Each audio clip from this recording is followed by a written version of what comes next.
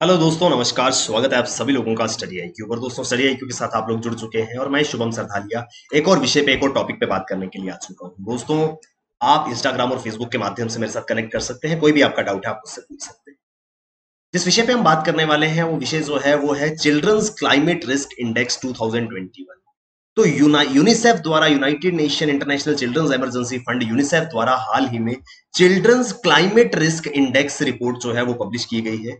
यहां पर हम समझेंगे क्या रेलेवेंस है इस चिल्ड्रंस क्लाइमेट रिस्क इंडेक्स का, क्या इसकी इंपॉर्टेंस है और क्या इससे हमको जो वे आउट है वो मिलता है।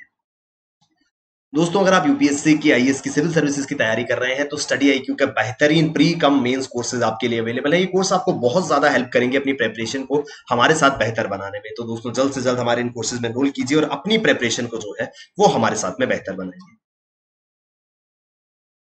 The climate crisis is a child right crisis. हाल ही में एक रिपोर्ट जो है वो पब्लिश की गई है यूनिसेफ द्वारा। इसके विषय में हम लोग जो है वो चर्चा करेंगे। United Nation Children International Children's Emergency Fund UNICEF जिसको कहते हैं, has released a report titled the climate crisis is a child right crisis, introducing the children's climate risk index in partnership with Fridays for Future. तो दो important bodies यहां पर जो है वो इन्वॉल्व है। इनके बारे में हम लेक्चर के एंड में बात करेंगे। एक है यूनिसेफ और दूसरा है फ्राइडेज फॉर फ्यूचर। ये दो ऑर्गेनाइजेशन, दो बॉडीज ऐसी हैं जिन्होंने ये रिपोर्ट पब्लिश करी है। रिपोर्ट कहती है the climate crisis is a child right crisis, यानी कि पर्यावरण को अगर नुकसान होता है तो बच्चों के राइट्स को, चाइल्ड राइट्स को नुकसान जो है वो पहुंचता है। और इसी दिशा में चिल्ड्रंस क्लाइमेट रिस्क इंडेक्स भी पब्लिश किया गया है। ये क्लाइमेट चिल्ड्रन रिस्क इंडेक्स जो है वो बताता है कि किस इलाके के बच्चे जो हैं उनको क्लाइमेट चेंज से ज्यादा खतरा है, ज्यादा नुकसान है। हम समझने की कोशिश करेंगे कि कैसे क्लाइमेट चेंज से बच्चों के लिए, चिल्ड्रन के लिए खतरा जो है वो पैदा हो सकता है। Children's climate rate rise children's climate risk index के अनुसार आप देख सकते हैं, ये जो डार्क रेड में इलाके हैं ये सारे के सारे वो हैं जहां पर एक्सट्रीमली हाई रिस्क है चिल्ड्रन के लिए क्लाइमेट चेंज से। क्या होता है ये children's climate risk index? What is this children's climate risk index? ये एक ऐसा सूचकांक है, एक ऐसा इंडेक्स है which assigns a ranking to nations based on their children's exposure to climate and environmental shocks. ये एक ऐसा इंडेक्स है जो अलग अलग देशों को एक रैंकिंग देता है, किस आधार पर उस देश के बच्चे जो हैं वो क्लाइमेटिक कंडीशंस को या इन्वायरमेंटल शॉक्स को जो है किस तरीके से जो है वो फेस करते हैं, क्या उनका एक्सपोजर है टुवर्ड्स दीज एनवायरमेंटल शॉक्स। ये एनवायरमेंटल शॉक्स क्या होते हैं? इसमें शामिल है cyclones, heat waves, as well as their sensitivity to those shocks based on the availability to critical services। क्या उन किस किस क्लाइमेट कंडीशन को वो फेस करते हैं और क्या उनकी सेंसिटिविटी है, क्या उनकी संवेदनशीलता है, वो कैसे रिस्पॉन्ड करते हैं इन क्लाइमेटिक कंडीशंस को या इन एनवायरमेंटल शॉक्स को। उस बेसिस पे रैंकिंग जो है वो अलग अलग देशों को दी जाती है। इस रैंकिंग के अनुसार पाकिस्तान जो है 14 नंबर पे है, बांग्लादेश 15 पे, अफगानिस्तान 25 पे, इंडिया जो है वो 26वें नंबर पर है। और ये चारों, पाकिस्तान, बांग्लादेश, अफगानिस्तान और India, are the four South Asian nations where children are particularly vulnerable to the effects of climate change. दक्षिण एशिया के ये चार ऐसे देश हैं जहां के बच्चे जो हैं वो विशेष रूप से जलवायु परिवर्तन के प्रभाव की चपेट में आते हैं।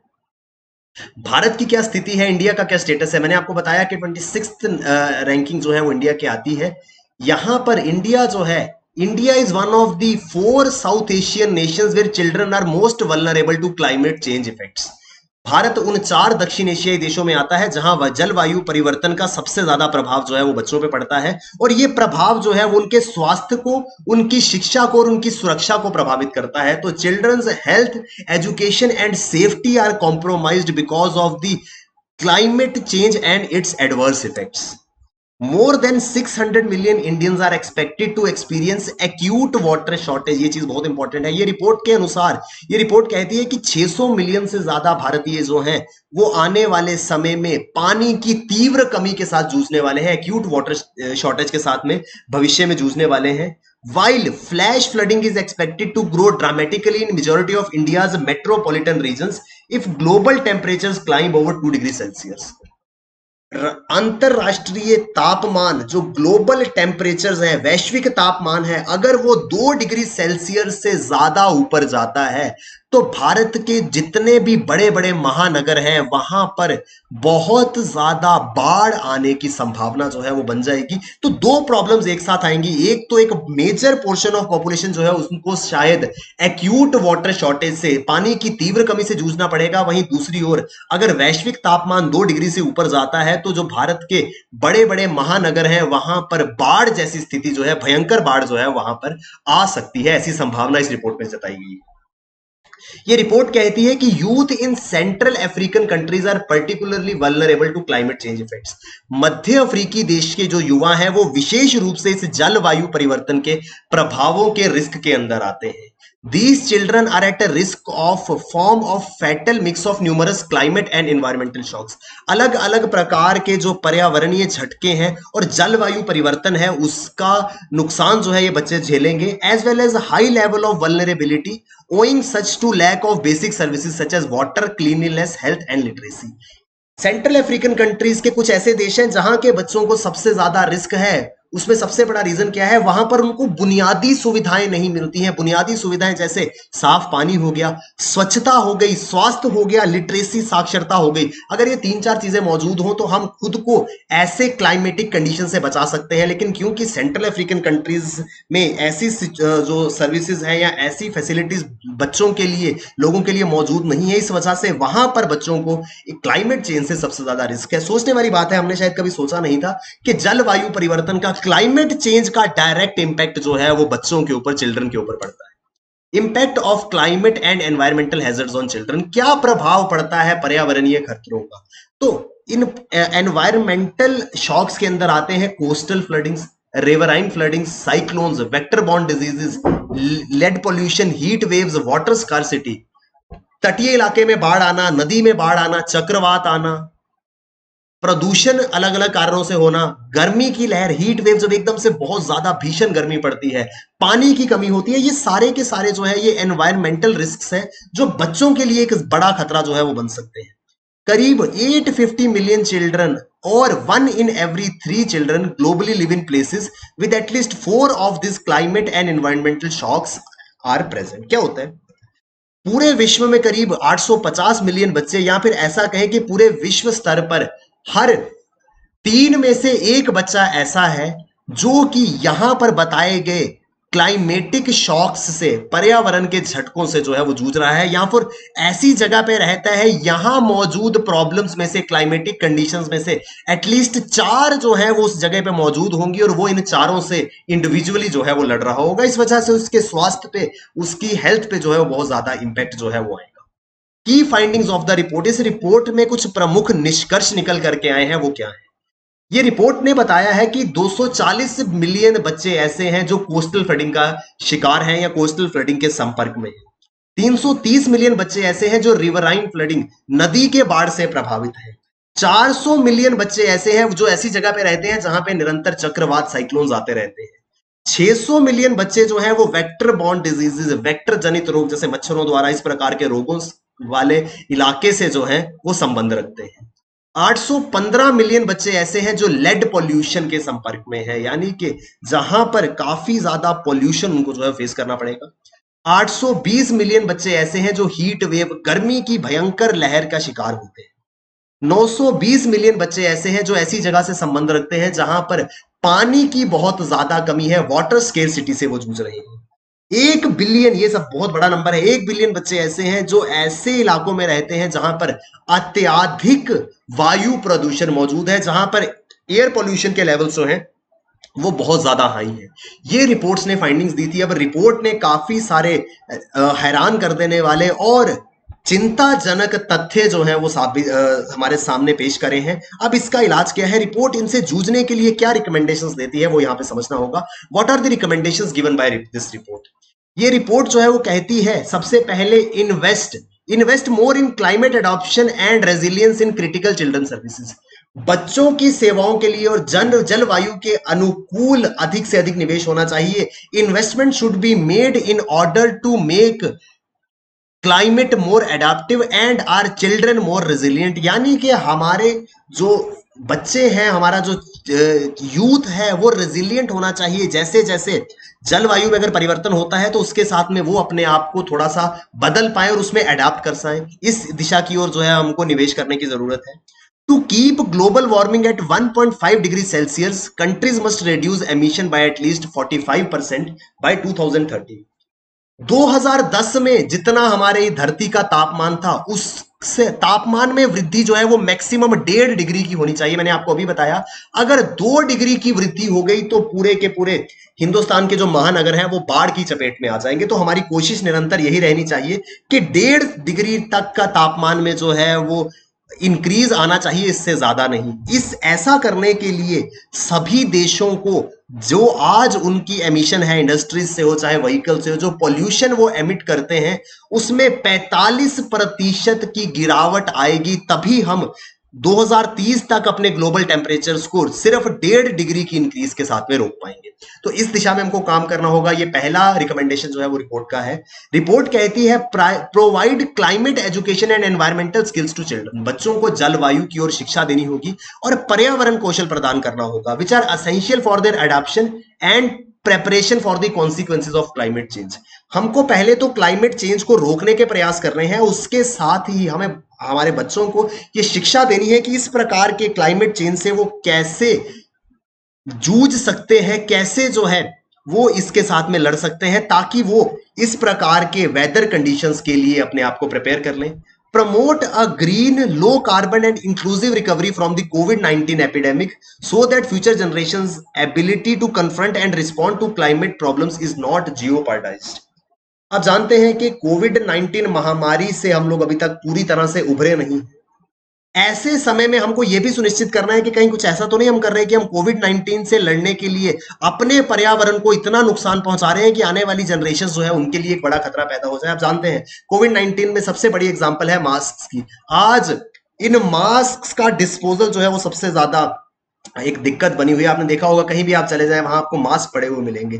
तो कहीं ऐसा तो नहीं है कि अभी हम मास्क यूज करके हमको सलाह दी जाती है कि मास्क ज्यादा लंबे समय तक नहीं पहनना है। तो अभी तो हम कोविड-19 से जूझने के लिए उस मास्क को डिस्पोज ऑफ कर रहे हैं, लेकिन बाद में यही मास्क जो है वो इस धरती पे पोल्यूशन का कारण बने और बाद में हमारी आने वाली पीढ़ियां जो है उन तक ये प्रॉब्लम्स जो है वो ट्रांसफर हो जाए और उनको नुकसान जो है इससे हो। अब वे फॉरवर्ड क्या है, आगे का रास्ता क्या है? यूनिसेफ जो है जिन्होंने ये रिपोर्ट पब्लिश करी है, उन्होंने काफी सारी चीजें जो है वो सरकार को कही है। सबसे पहला, सभी देशों की सरकारों से उन्होंने कहा है increase investment in climate adoption and resilience. जो मैंने आपको पहले बताया है कि जलवायु को अनुकूल बनाने के लिए हमको इन्वेस्टमेंट करने की जरूरत है। To protect children, communities and the most vulnerable ones from the worst impacts of already changing climate, critical services must be adopted including water sanitization, hygiene systems, health and education services. ऐसी जो जलवायु में परिवर्तन आ रहे हैं जिसका बहुत बुरा प्रभाव जो है वो बच्चों पर और सब कुछ कमजोर वर्गों पे पड़ने वाला है, उससे जूझने के लिए हमको कुछ क्रिटिकल सर्विसेज की जरूरत होगी, जिसमें पीने का साफ पानी,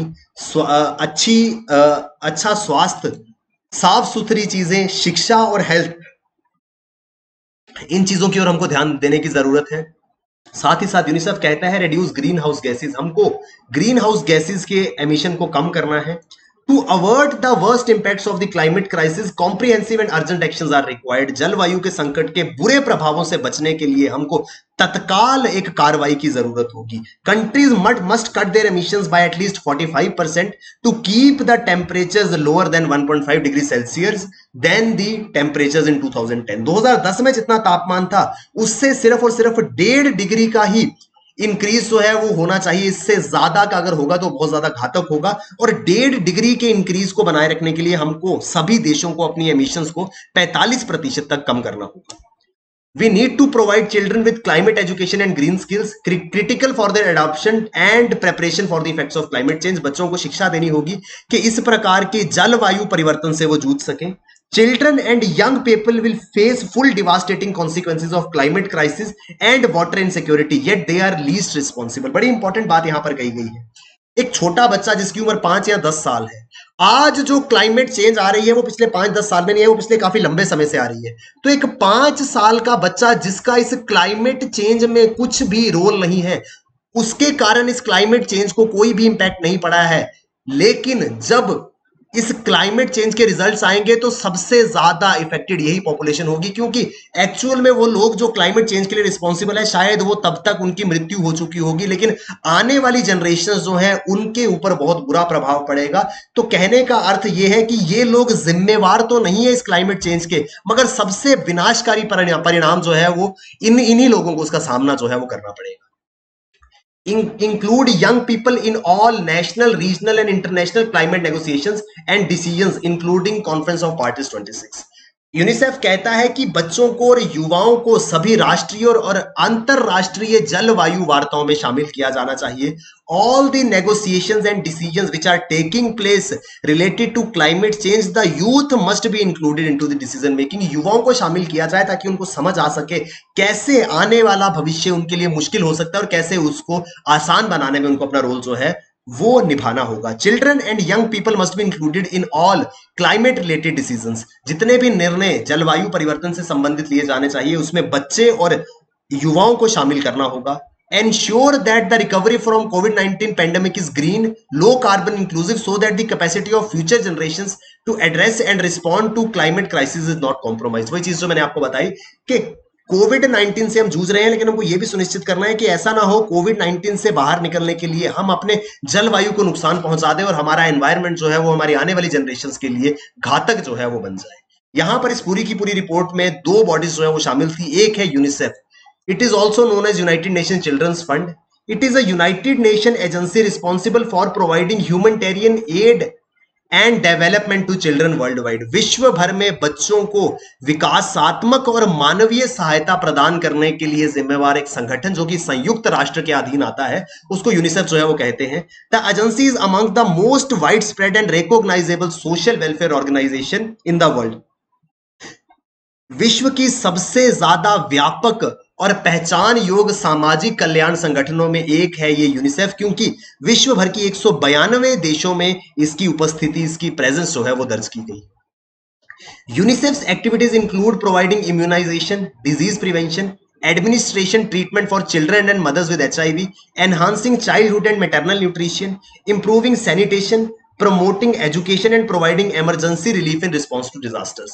यूनिसेफ का काम जो है वो सबसे पहला जो काम है उसमें शामिल है टीकाकरण। कोई भी बीमारी, जिस तरीके से अभी कोविड महामारी से हम जूझ रहे हैं, ऐसी स्थितियों में इस प्रकार की बीमारी के समय में इम्यूनाइजेशन जो है वो बच्चों का किया जाए, अलग अलग बीमारियों से रोकथाम जो है वो किया जाए, HIV से ग्रस्त जो बच्चे हैं उनके लिए उपचार मुहैया कराना, जो प्रेग्नेंट मदर्स है उनके लिए अच्छा पोषण देना, अच्छी न्यूट्रिशन देना, ताकि जो आने वाला ऑफस्प्रिंग है वो हेल्दी लाइफ जो है वो जी सके। ये सारे के सारे काम जो है वो यूनिसेफ जो है वो दुनिया भर में करता है। यूनिसेफ के साथ में एक और ऑर्गेनाइजेशन जो है वो इस पूरे के पूरे रिपोर्ट पब्लिशिंग में शामिल है। उस ऑर्गेनाइजेशन का नाम है फ्राइडेज फॉर फ्यूचर। तो Fridays for future is a dynamic global student movement pushing for immediate action on climate change through active campaigning and advocacy. Fridays of for future, ये एक इंपॉर्टेंट क्वेश्चन हो सकता है exam के अंदर, इस तरीके से सवाल आ सकता है। The term Fridays for future is related to, तो ये एक अंतरराष्ट्रीय संगठन है जो कि युवाओं द्वारा, यूथ द्वारा बनाया गया है, जो जलवायु परिवर्तन के संबंध में तत्काल ही की कोई कार्रवाई की मांग कर रहे हैं कि ऐसा ना हो हम एक्शन लेने में लेट हो जाए और हमारा जलवायु जो है वो बुरी तरह से नष्ट हो जाए। The movement was inspired by Swedish teenager Greta Thunberg. तो ग्रेटा थनबर्ग से प्रेरित होकर के ये मूवमेंट जो है वो शुरू हुई थी। Greta Thunberg sat in protest in front of Swedish parliament for 3 weeks last year to draw attention to climate emergency। Greta Thunberg जो है ये स्वीडन पार्लियामेंट के बाहर 3 हफ्ते तक धरने पर बैठी रही थी 2020 में, ताकि क्लाइमेट इमरजेंसी जो है उसकी और सरकार का और अथॉरिटीज का ध्यान जो है वो केंद्रित किया जा सके। इसी दिशा में युवाओं को काम करने की जरूरत है। उसी और फ्राइडेज फॉर फ्यूचर संगठन जो है वो काम करता है। दोस्तों ये है पूरा का पूरा न्यूज आर्टिकल जहां पर हमने देखा कि किस तरीके से जलवायु परिवर्तन का बुरा प्रभाव जो है वो देश के युवाओं पर, बच्चों पर जो है वो पड़ रहा है। आई होप हमको ये आर्टिकल जो है वो समझ में आया होगा। दोस्तों अगर आप सिविल सर्विसेज की तैयारी कर रहे हैं, यूपीएससी सीएससी के लिए हमारे बेहतरीन स्मार्ट कोर्सेज स्टडी IQ पर अवेलेबल है। इन कोर्सेज में एनरोल कीजिए और अपनी प्रिपरेशन को हमारे साथ में बेहतर बनाइए। थैंक यू वेरी मच दोस्तों, all the best, keep working hard, bye bye, take care, जय हिंद।